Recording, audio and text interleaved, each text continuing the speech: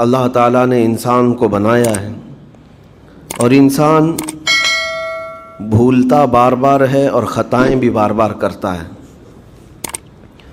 خطا کرنے والا اور بھول جانے والا اللہ کی بارگاہ میں ایسا نہیں ہے کہ وہ ہمیشہ کے لیے ناکارہ ہے، بلکہ اللہ تعالیٰ نے اسے زندگی میں بار بار موقع دیے ہیں کہ تو اپنی خطاؤں سے اور اپنی بھول سے پھر سے دوبارہ اپنی اچھی زندگی میں آ جا، اور اسی کو ہم توبہ کہتے ہیں۔ توبہ کا جو آپشن رکھا گیا ہے انسانوں کے لیے، مسلمانوں کے لیے خاص طور پر، بہت ہمت والا ہے دروازہ ہے، بہت ہمت والا دروازہ ہے۔ اور اسی وجہ سے حدیث پاک میں یہ ہے کہ گناہ کرتا ہے بندہ، پھر توبہ کرتا ہے، پھر گناہ کرتا ہے، پھر توبہ کرتا ہے، یہ کرتا رہتا ہے۔ فرشتے اللہ کی بارگاہ میں عرض کرتے ہیں کہ مولا یہ تو بار بار وہی کرتا ہے، پھر توبہ کرتا ہے۔ اگر ہمارے ساتھ کوئی غلطی ایک بار دو بار کر دے، تیسری بار تو ہم اسے چھوڑیں گے بھی نہیں۔ انسانوں کی طبیعت تو یہی ہے، لیکن بندہ جب بار بار ایک خطا کرتا ہے اور پھر توبہ کرتا ہے، پھر خطا پھر توبہ، تو فرشتے جب اللہ کی بارگاہ میں یہ عرض کرتے ہیں کہ مولا یہ ہر بار یہی کرتا ہے، تو جانتے ہیں پروردگار عالم کیا فرماتا ہے؟ ارشاد فرماتا ہے، اے میرے فرشتوں، میرا بندہ مجھے رحمان سمجھتا ہے، اس لیے بار بار توبہ کرتا ہے، مجھے وہ ارحم الراحمین سمجھتا ہے، ورنہ کون بار بار اللہ تبارک و تعالیٰ کی بارگاہ میں دروازہ کھٹکھٹاتا؟ تو رب تبارک و تعالیٰ ارحم الراحمین ہے، یہ تصور ہر مسلمان کے ذہن میں ہے، اس کی وجہ سے وہ کبھی مایوس نہیں ہوتا۔ اور شیطان کا سب سے بڑا حربہ کیا ہے جانتے ہیں آپ؟ سب سے بڑا بہکانے کا اور گمراہ کرنے کا اور ہمیشہ گناہوں میں ملوث رکھنے کا سب سے بڑا آلہ، کہ بندے کو سب سے پہلے نا امید کرتا ہے، اب تیرا کیا ہوگا، تو تو بہت برباد ہو چکا ہے۔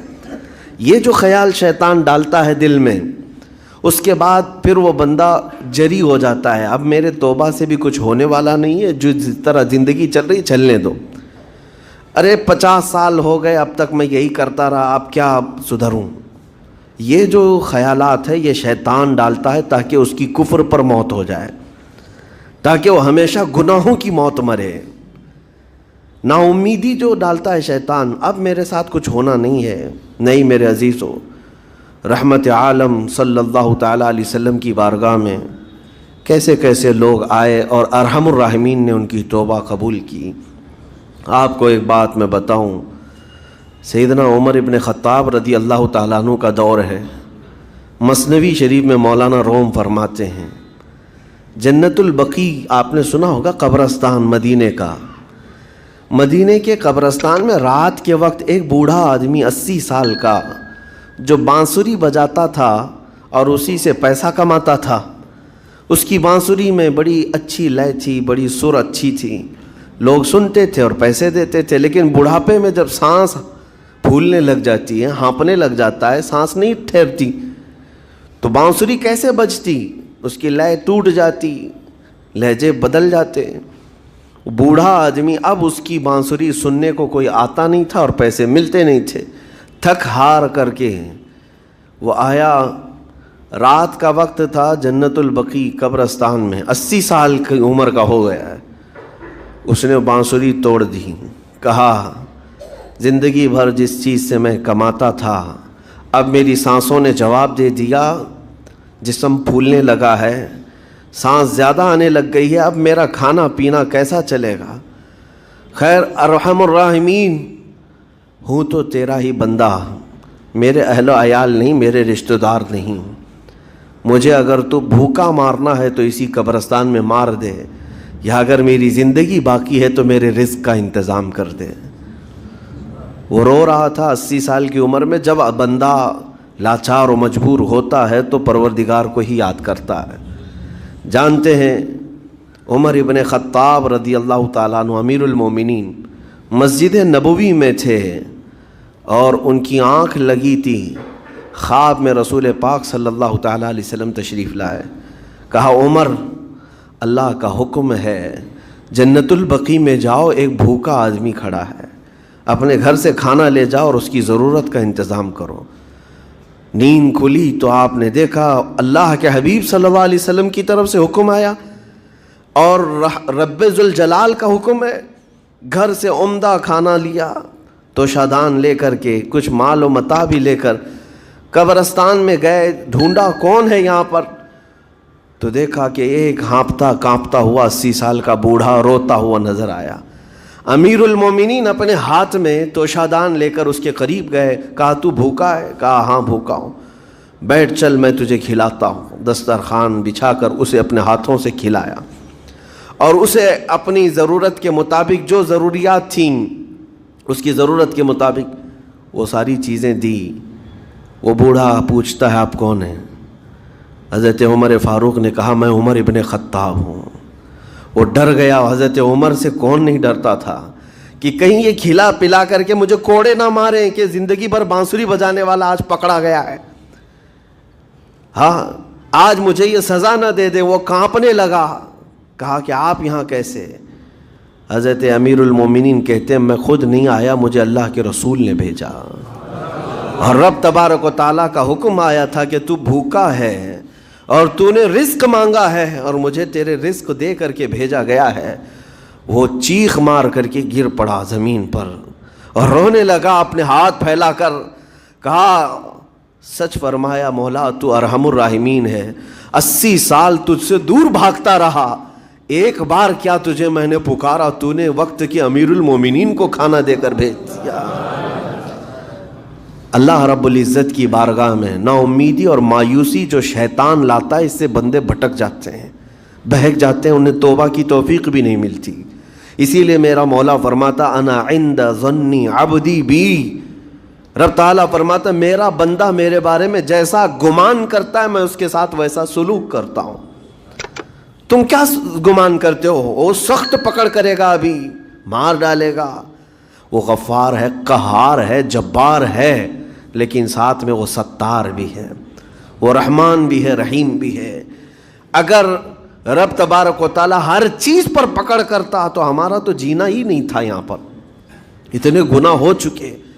اور وہ رب تعالیٰ فرماتا وسعت رحمتی کل شیء, میری رحمت نے ہر چیز کو گھیر رکھا ہے. اللہ رب العزت بندوں کو معاف کرنے کا اظہار زیادہ فرماتا ہے. اور جانتے ہیں آپ گناہ جب عام ہوتے ہیں, میں آپ کو اپنے گھر کی بات بتا دوں. میرے گھر میں آپ 4 دن کے مہمان بن کر کے آئے ہیں. کبھی میری کھڑکی توڑ رہے ہیں, کبھی دروازہ توڑ رہے ہیں, کبھی ہمارے گھر کے برتن پٹک رہے ہیں, کبھی فرشی اکھاڑ رہے ہیں. کب تک برداشت کروں گا؟ آپ کو نکال کر باہر کر دیں گے. مہمان نہیں, یہ بلا ہو گئی, یہ گھر سارا اجاڑ رہا ہے. ایک چیز پر چھوڑ دیا جائے, 2 چیز پر چھوڑ دیا جائے, یہ انسانوں کی فطرت ہے, انسانوں کی فطرت. لیکن رب کائنات اپنی کائنات میں ہم بندوں کو اتارا ہے, ہم نے کیا نہیں بگاڑا اس اپنے گناہوں سے اس کی زمین کو لال کر دیا. ہاں اس کی نافرمانی سے ہم نے اس کائنات کے رنگ کو بدل دیا. کھلے عام گناہ, ننگا پن, بے حیائی, عیاشی, سب کچھ ہوتا رہا. اس کی کائنات ہے, اس کی زمین ہے, اس کی سلطنت ہے. اور ان گناہوں کی وجہ سے جانتے ہیں آپ سمندر اللہ کی بارگاہ میں عرض کرتا ہے کہ مولا تو مجھے اجازت دے دے, میں ایسی طغیانی لاؤں گا کہ یہ سب ہلاک ہو جائیں گے. ہوائیں اللہ سے اجازت مانگتی ہیں تو مجھے شدت دے دے, میں اتنا تیز اڑاؤں گی کہ ان کے پرخچے اڑ جائیں. لیکن جانتے ہو اللہ کی طرف سے جواب کیا آتا ہے؟ سمندر کو بھی رب تعالیٰ فرماتا ہے, ہواؤں کو بھی کہتا ہے رب تعالیٰ رک جاؤ, میں میرے بندوں کے انتظار میں ہوں, میرے بندوں کی توبہ کے انتظار میں ہوں کہ میرے بندے میرے پاس لوٹ آئیں گے. اسی لیے اللہ کے حبیب صلی اللہ تعالیٰ علیہ وسلم ارشاد فرماتے ہیں اللہ تعالیٰ کو سب سے زیادہ خوشی کس بات کی ہوتی ہے جانتے ہیں؟ رب تعالیٰ اپنے بندوں سے کب خوش ہوتا ہے؟ مثال دے کر کے میرے آقا نے فرمایا, مثال دے کر سمجھایا. صحرا میں, ڈیزرٹ میں ریتیلے میدان ہوتے ہیں, اس کا سفر بڑا ڈینجر ہوتا ہے. آج بھی ڈیزرٹ ہیں بہت سارے, سہارا ڈیزرٹ کا نام سنا ہوگا آپ نے. ہم گئے ہیں 200-250 کلومیٹر تک آپ چلتے رہو گاڑی, نہ ایک درخت نظر آتا ہے, نہ پہاڑ نظر آتا ہے, نہ گھر نظر آتا ہے, کچھ بھی نہیں.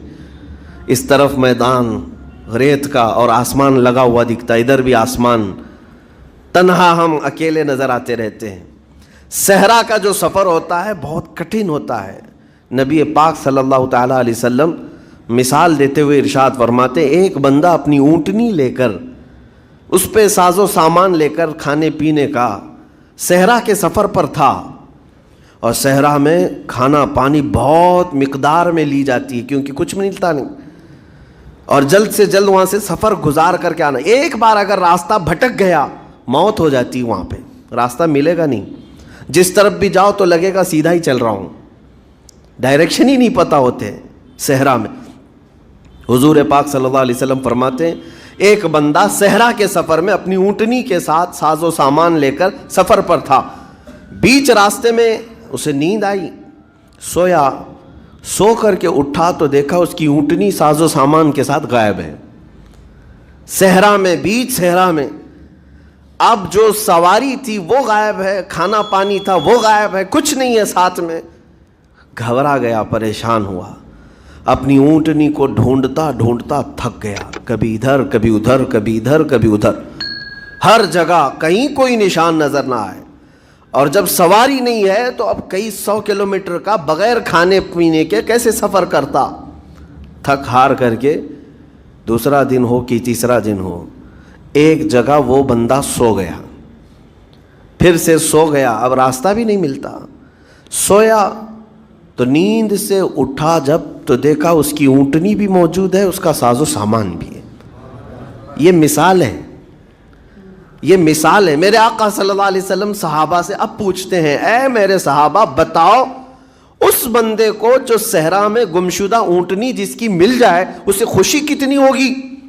صحابہ کہتے ہیں یا رسول اللہ اس کی تو جان میں جان آ گئی ہوگی, کیونکہ وہ جانتے تھے صحرا کا سفر کیا ہوتا ہے. کہا سب سے زیادہ اسے خوشی ہوگی کہ اس کا کھویا ہوا سامان مل گیا, کھوئی ہوئی سواری مل گئی. میرے آقا صلی اللہ علیہ وسلم فرماتے ہیں گمشدہ اونٹنی کے ملنے پر جیسے اس مسافر کو خوشی ہوئی, اس سے کئی زیادہ بڑھ کر کے رب تعالیٰ کو اس وقت خوشی ہوتی ہے جب ایک گنہگار بندہ واپس توبہ کر کے اس کی بارگاہ میں آتا ہے. رب تعالیٰ کی بارگاہ میں جب بندہ پلٹ کر کے آتا ہے, رب تعالیٰ فرشتوں پر اس بندے کو دکھا کر رشک کرتا ہے. ارشاد فرماتا ہے میرا بندہ میرے پاس آ گیا, میرا بندہ میرے پاس